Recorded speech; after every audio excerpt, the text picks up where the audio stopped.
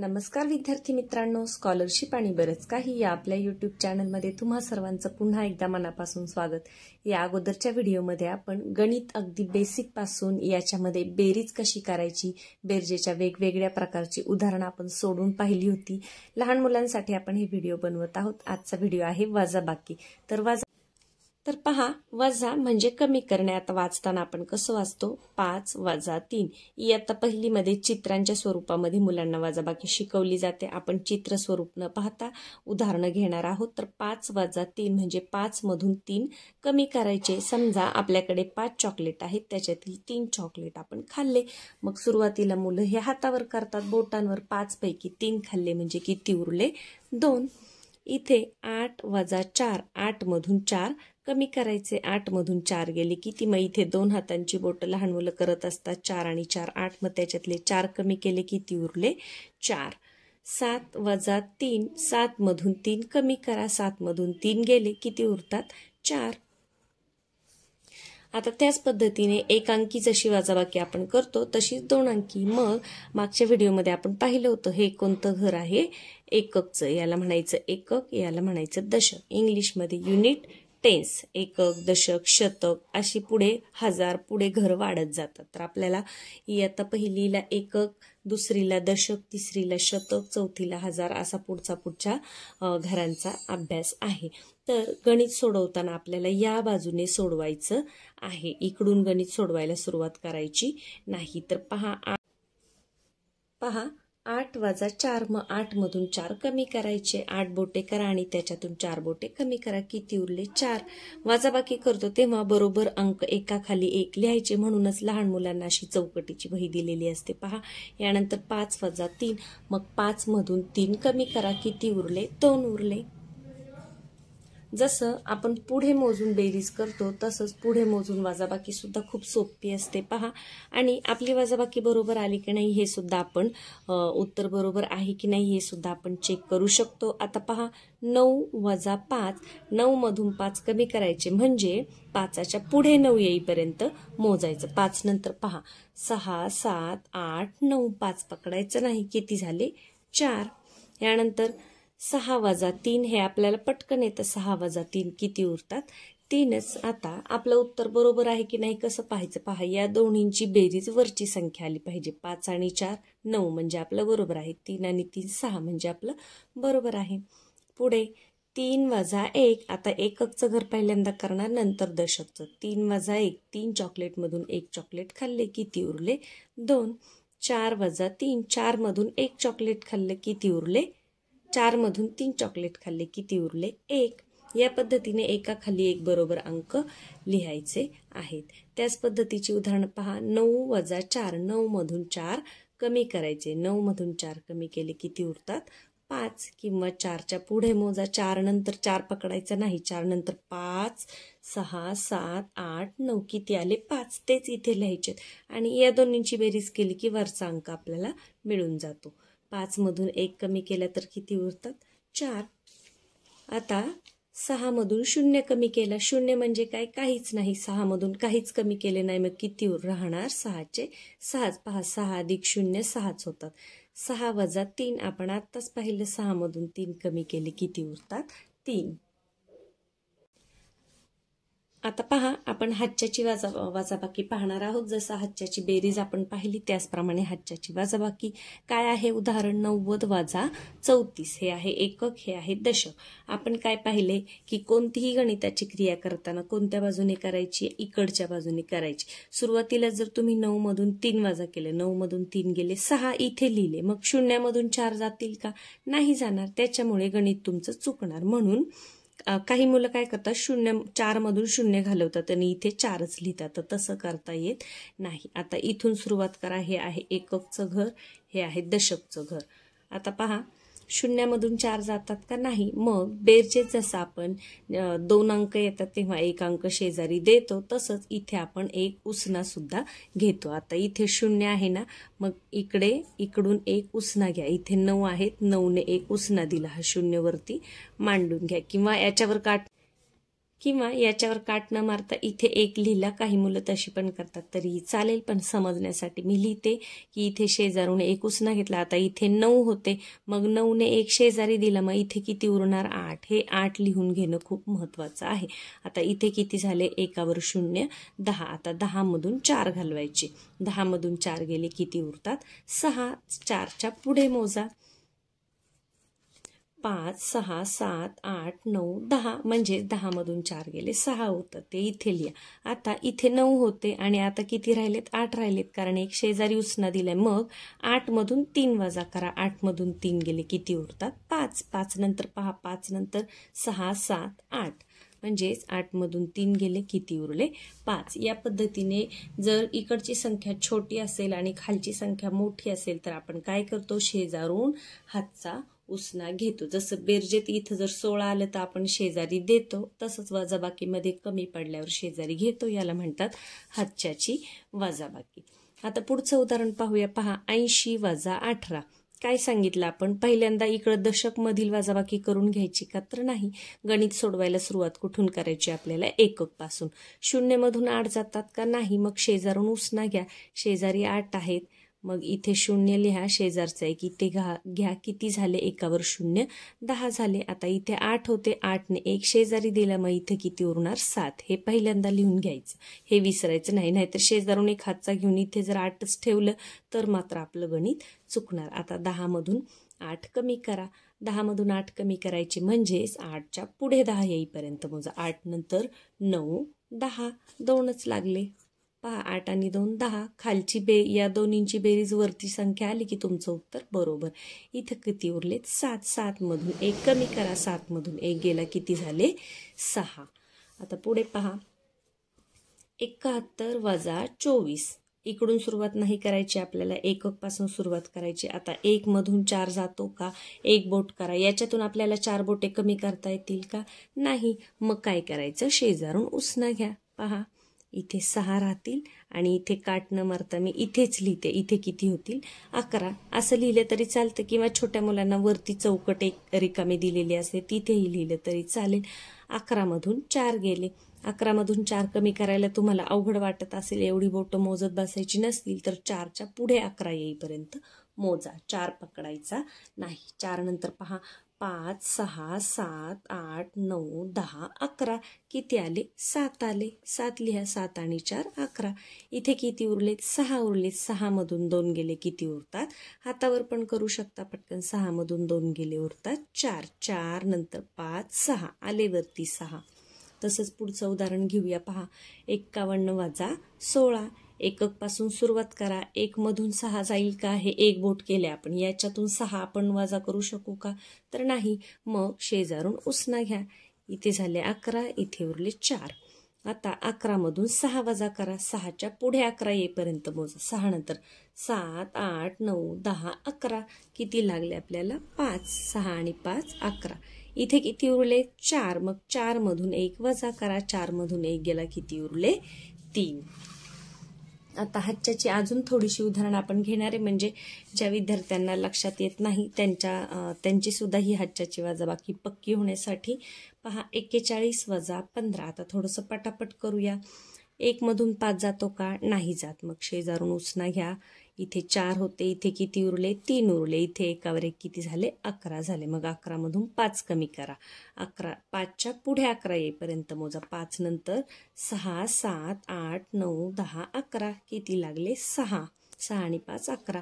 3 मधून 1 गेला किती उरले 2. यानंतर आता पहा, 53 वजा 16.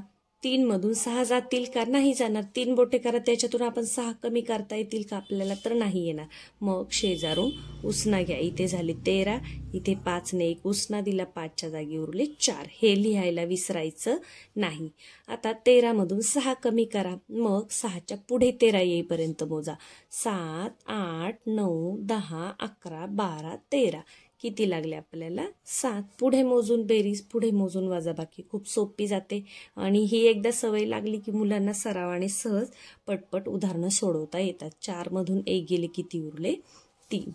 आता पहा, 94 वजा 18. आता इकडून सुरुवात करायची का नाही, इकडून करायची एकक पासून. 4 मधून 8 जातात का नाही, मग शेजारून एक उसना घ्या. 9 होते, इथे 8 झाले, इथे 1 लिहा, 1वर 4 14. 14 मधून 8 कमी करा, म्हणजे 8च्या पुढे 14 येईपर्यंत मोजा. 8 पकडायचा का नाही.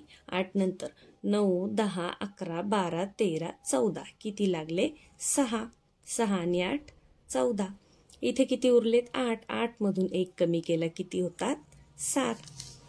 यानंतर इथे एक अंक नाहीये म्हणजे 2 अंकीतून 1 अंकी वजा करायचे. आता पहा 90 वजा 8. 90 मधून 8 कमी करायचे, मग 0 मधून 8 जातो का नाही जाणार. शेजारून एक उसना घ्या. इथे 9 होते, एक उसना दिला, इथे 1वर 0 10 झाले. 9तून 1 इकडे गेल्यामुळे इथे किती उरले 8 उरले. आता 10 मधून 8 कमी करा. 10 मधून 8 कमी करायचे म्हणजे 8च्या पुढे 10 येईपर्यंत मोजा. 8 नंतर 9 10 2 आले. आणि इथे 8 मधून काहीच कमी करायला नाहीये म्हणजे 8 मधून काहीच कमी नाही केलं म्हणजे 8चे किती राहिले 8चे 8च राहिले. तर या पद्धतीने हातच्याची वजाबाकी आपल्याला करता आली पाहिजे. जशी उभी वजाबाकीची उदाहरण आपण पाहिली तशीच आडवी वजाबाकी सुद्धा आपल्याला जमली पाहिजे. आडवी बेरीज कशी करायची हे आपण पाहिलं होतं. या व्हिडिओमध्ये आपण वजाबाकी शिकतोय तर आपण आडवी वजाबाकी सुद्धा काही उदाहरणं सोडून पाहूयात. 7 मधून 3 कमी करायचे. 7 वजा 3 7 बोटे करा, त्याच्यातून 3 कमी करा. 7 मधून 3 गेले किती उरले 4. यानंतर 9 मधून 3 गेले किती उरले 9तून 3 गेले 6. 6 नंतर पहा 6 नंतर 7 8 9. 6 मध्ये 3 मिळवल्यावर 9 येतात. इथे आता जेव्हा मोठ्या संख्या असतात तेव्हा आपल्याला बोट करायला खूप अवघड जातं. जसं 15 वजा 11 किंवा हे असं आपण एकक स्थानचं पण करू शकतो. आता पहा 15 मधून हे एकक हे दशक, हे एकक हे दशक, मग एकक मधून एकक कमी करा आणि एककच्या स्थानी लिहा. आता 5 मधून 1 गेला किती उरले 4. एककच्या स्थानी लिहा आणि हे दशक, दशक मधून वजा करा. 1 मधून 1 गेला किती उरले 0 म्हणजे उत्तर किती आलं 0 4 म्हणजे 4 फक्त. तसंच इथे पहा एकक मधून एकक वजा करा. 3 मधून 1 गेले किती उरले 2 आणि 4 मधून 4 गेले किती उरले 0 म्हणजे उत्तर काय आलं आपलं 2. आता असं जरी आपल्याला समजा मुलांचं मागे पुढे होऊ शकतं पण पुढे मोजून बेरीज वजाबाकी आपल्याला मोठ्या संख्यांच्या बाबतीत खूप सोपी जाते. आणि जेव्हा आपण हिशोब करतो किंवा दुकानामध्ये जातो तेव्हा ही पद्धत आपल्याला फार उपयोगी पडते पुढे मोजायची. जसं 50 वजा 45. आता 50 मधून 45 असं वजा इथं 0 इथे 5, मग हातचा कसा घ्यायचा काय हे लक्षात नाही आलं तर जेव्हा असे जवळजवळचे अंक असतात तर पुढे मोजून वजाबाकी करा. 45च्या पुढे 50 येईपर्यंत मोजा. 45 पकडायचा का नाही. 45 नंतर पहा 46 47 48 49 50 किती लागले 5 म्हणजे 50 मधून 45 कमी केल्यावर किती आलं आपलं उत्तर 5 आलं. त्यानंतर 64 वजा 61 म्हणजे 61च्या पुढे 64 येईपर्यंत मोजा. 61 नंतर 62 63 64 3 लागले.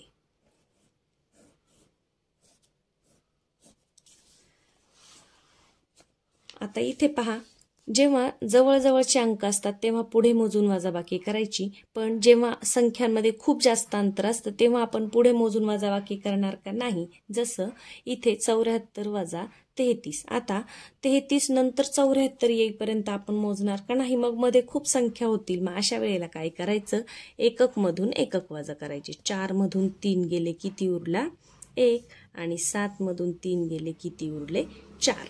म्हणजे कोणती पद्धत केव्हा वापरायची हे सुद्धा तुमच्या पटकन लक्षात आलं पाहिजे. जेव्हा जवळजवळच्या संख्या असतात तेव्हा पुढे मोजून वजाबाकी करायची आणि संख्या खूप जवळ नसतात लांब लांबच्या संख्या असतात किंवा संख्यांमध्ये खूप अंतर असतं तेव्हा मग एकक मधून एकक वजा करा, एकक स्थानी लिहा. दशक मधून दशक वजा करा, दशक स्थानी लिहा. किंवा शेवटचा अंक शेवटच्या अंकातून वजा करा, शेवट लिहा. पहिला पहिल्यातून वजा करा आणि पहिल्या नंबरला लिहा. पहा तसंच सेम उदाहरण आहे 89 वजा 45. आता 45च्या पुढे 89 मोजत बसायचं का तर नाही. शेवटच्यातून शेवटचं वजा करा, एकक मधून एकक वजा करा. 9 मधून 5 गेले किती उरले 4 आणि 8 मधून 4 गेले किती उरले 4. असं केलं तरी चालतं, किंवा शेवटच्यातून शेवटचा वजा करा, शेवट लिहा, पहिल्यातून पहिलं वजा करा, पहिलं लिहा. कारण बऱ्याच वेळा काय होतं, आडवी वजाबाकी करताना मुलं वजाबाकी इकडे करतात आणि लिहिताना सुरुवातीला लिहितात. तर एवढी काळजी आपण घ्यायची आहे. आता याच्यानंतर पुढे आहे ती म्हणजे शाब्दिक उदाहरणे. पहा, याच्या अगोदरच्या व्हिडिओमध्ये आपण बेरजेची शाब्दिक उदाहरणं पाहिली होती. याच्यामध्ये आपण वजाबाकी शिकतोय, तर वजाबाकीची सुद्धा शाब्दिक उदाहरणं आपण पाहणार आहोत. आपण काय शिकलो होतो, जेव्हा एकूण किती झाले, मिळून किती झाले असं जेव्हा येतं तेव्हा तिथे आपण वजाबाकी करतो आणि कितीने जास्त, कितीने कमी, किती उरले असं जेव्हा विचारलं जातं किंवा किती खर्च झाले तेव्हा आपल्याला काय करावं लागतं, वजाबाकी करावी लागते. जेव्हा विद्यार्थ्यांना अंक असे मांडून दिलेले असतात उभे किंवा आडवे, तेव्हा त्यांना वजाबाकी बेरीज खूप सोपी जाते. परंतु जेव्हा अशी उदाहरणं येतात पेपरमध्ये तेव्हा मग विद्यार्थ्यांना थोडीशी भीती वाटते, मुलांना, की शाब्दिक उदाहरण म्हणजे काहीतरी आपलं चुकू शकतं असं थोडंसं त्यांच्या मनामध्ये येऊ शकतं. तर अशा वेळेला काय करायचं, अजिबातही शाब्दिक उदाहरणांचं दडपण घ्यायचं नाही. पहिली गोष्ट म्हणजे तुम्हाला प्रश्न वाचता आला पाहिजे. इयत्ता दुसरीच्या मुलांना सुद्धा स्वतः प्रश्न वाचता आला पाहिजे. प्रश्नामध्ये आपल्याला बेरीज करायला सांगितली आहे की वजाबाकी करायला सांगितली हे सुद्धा तुम्हाला समजलं पाहिजे. पहा, एका झाडावर 17 चिमण्या बसल्या होत्या, त्यातील 11 चिमण्या उडून गेल्या. उडून गेल्या म्हणजे काय झाल्या, कमी झाल्या. तर आता झाडावर किती चिमण्या उरल्या, किती उरल्या, किती खर्च झाले, कितीने कमी, कितीने जास्त असं येतं तेव्हा तिथे वजाबाकी असते. मग 17 मधून 11 वजा करा. मग तुम्ही उभी मांडणी करू शकता किंवा पुढे मोजून असं सुद्धा करू शकता. 11च्या पुढे मोजून सुद्धा तोंडी करू शकता. पण जेव्हा लहान मुलांना लिहायचं असतं पेपरमध्ये तेव्हा तुम्हाला मांडणी करणं आवश्यक असतं. तर पहा, आता 7 मधून 1 गेले, किती उरले, 6, आणि 1 मधून 1 गेलं 0, म्हणजे झाडावर किती चिमण्या उरल्या, 6 चिमण्या उरलेल्या आहेत. आता पुढे पहा. आता पहा, एका पेटीमध्ये 25 आंबे होते, त्यातील 15 आंबे मुलांना वाटले. आता आंबे वाटलेत म्हणजे आंबे वाढतील का कमी होतील, कमी होतील. तर पेटीत किती आंबे उरले. उरले या शब्दावरून सुद्धा तुम्हाला कळू शकतं किंवा उदाहरण अगदी व्यवस्थित वाचलं तरी तुमच्या लक्षात येतं की 25 मधले 15 आंबे मुलांना वाटलेत म्हणजे आंबे कमी झालेत. मग काय करायचं, वजाबाकी करायची. 25 वजा 15. अंक लिहिताना एकाखाली एक लिहायचे, नाहीतर इकडे 5 आणि मग इकडे समजा तुम्ही असं 15 केलं तर मग तुमची उत्तरं लिहिताना चुकू शकतात. त्यामुळे पहिल्यापासूनच अंक एकाखाली एक लिहायची सवय लावून घ्या. 5 मधून 5 गेले 0, 2 मधून 1 गेला, किती उरला, 1, म्हणजे किती आंबे उरले, 10 आंबे उरले. पुढचं उदाहरण पहा. सोनूजवळ 17 रुपये आहेत आणि पिंकीजवळ 25 रुपये आहेत, तर सोनूजवळ पिंकीपेक्षा किती रुपये कमी आहेत. मी मगाशीच सांगितलं किती कमी, कितीने जास्त, कितीने कमी असं जेव्हा येतं किंवा किती फरक आहे असं जेव्हा विचारलं जातं तेव्हा वजाबाकी करायची. फक्त मिळून किती, एकूण किती असं आलं तरच तिथे बेरीज येते. आता 17 रुपये सोनूजवळ आणि पिंकीजवळ 25. मग आपण आता 17 मधून 25 वजा करणार का नाही, तर मोठ्या संख्येतून छोटी संख्या वजा करा म्हणजे आपल्याला फरक मिळेल. 25 वजा 17 करा. आपण हातच्याची वजाबाकी शिकलोय. पहा, 5 मधून 7 जातात का नाही, एक उसना घ्या, इथे झाले 15. 15 मधून 7 कमी करा म्हणजे 7च्या पुढे 15 येईपर्यंत मोजा. 7 नंतर 8, 9, 10, 11, 12, 13, 14, 15, 8 उरले आणि 1 मधून 1 गेला 0, म्हणजे किती रुपये पिंकीपेक्षा कमी आहेत, तर 8 रुपये कमी आहेत. किंवा 17च्या पुढे 25 येईपर्यंत पण मोजू शकता. पण परीक्षेमध्ये उदाहरण येतं तेव्हा असं मांडणं तुम्हाला गरजेचं असतं. पहा, 17च्या पुढे मोजा. 17 नंतर 18, 19, 20, 21, 22, 23, 24, 25. किती रुपये कमी आहेत सोनूजवळ, 8 रुपये कमी आहेत. तर तुम्ही दोन्ही पद्धतीने करू शकता. फक्त आता इथे पहिल्यांदा 17 दिले म्हणून तुम्ही 17 मधून 25 वजा करायचं असं करायचं नाही. तर वजाबाकी असते तेव्हा मोठ्या संख्येतून छोटी संख्या वजा करायची. आता अजून एक प्रकारचं उदाहरण असतं. पहा, राजूने हे आपल्या नेहमीच्या दैनंदिन उपयोगी सुद्धा तुम्हाला येऊ शकतं. राजूने दुकानातून 10 रुपयाची वही, 5 रुपयाची पेन्सिल आणि 7 रुपयाचे पेन घेतले आणि दुकानदाराला 50 रुपये दिले, तर दुकानदार त्याला किती पैसे परत देईल? आता सुरुवातीला आपल्याला काय करावं लागेल 10 रुपये, 5 रुपये, 7 रुपये यांची बेरीज करावी लागेल आणि मग 50 मधून ते काय करावं लागेल? वजा करावं लागेल. तर पहा, मग कच्ची बेरीज करून घ्या. 10, 7 आणि 5.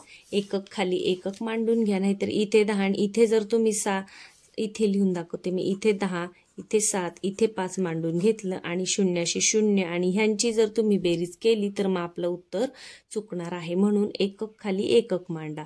आता शून्यामध्ये 7 मिळवा, 7च राहतात. 7मध्ये 5 मिळवा, 7च्या पुढे 5 मोजा. 8, 9, 10, 11, 12.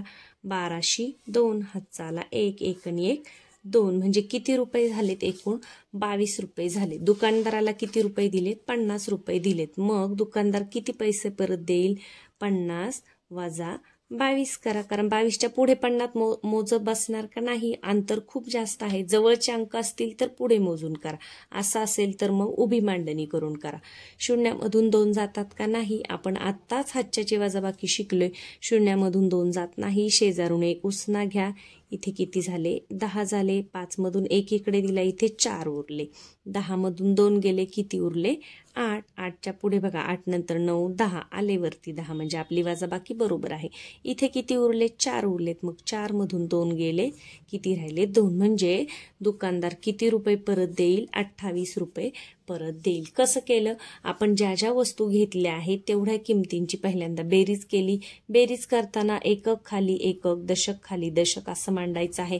या पद्धतीने जर 10, 7, 5 जर मांडलं आणि मग 7 आणि 1 8, 8 नंतर 8 आणि 5 13 असं जर केलं तर मग तुमचं उत्तर किती येईल? 130. मग 50 मधून 130 जातील का नाही? किंवा 10, 5 आणि 7 रुपये मिळून 130 रुपये होतात का नाही? म्हणजेच तुमची मांडणी बरोबर येणं खूप महत्वाचं आहे. तर अशा वेगवेगळ्या प्रकारच्या उदाहरणांचा विद्यार्थ्यांचा सराव घ्या. रोज गणिताचा सराव केला की गणित विषय तुमचा अगदी पक्का होणार आहे. शाब्दिक उदाहरणं फार महत्त्वाची असतात, कारण पेपरमध्ये जास्त करून उपयोजनात्मक प्रश्न असतात, शाब्दिक उदाहरणं असतात. त्यामुळे असा सराव जर रोज आपला असेल तर मग आपली उत्तरे चुकणार नाहीत. अजून एक महत्त्वाचं म्हणजे गणित विषय पक्का होण्यासाठी पाठ असणं फार महत्त्वाचं आहे. म्हणून रोज पाढे पाहून म्हणा. अजूनही सुरुवात केली नसेल तर पाहून पाढे रोज म्हणायला सुरुवात करा. रोज म्हणून तुमचे पाढे आपोआप पाठ होणार आहेत. आजचा व्हिडिओ आवडला असेल तर व्हिडिओला लाईक करायला विसरू नका. तुमच्या मित्रमैत्रिणींबरोबर शेअर करा. चॅनलवर नवीन असाल तर सबस्क्राईब करा, कारण अभ्यासाचे असे छान छान व्हिडिओ तुम्हाला आपल्या चॅनलवर पाहता येतील. चला तर मग पुढच्या व्हिडिओमध्ये आपण दुसरा एखादा घटक शिकूयात.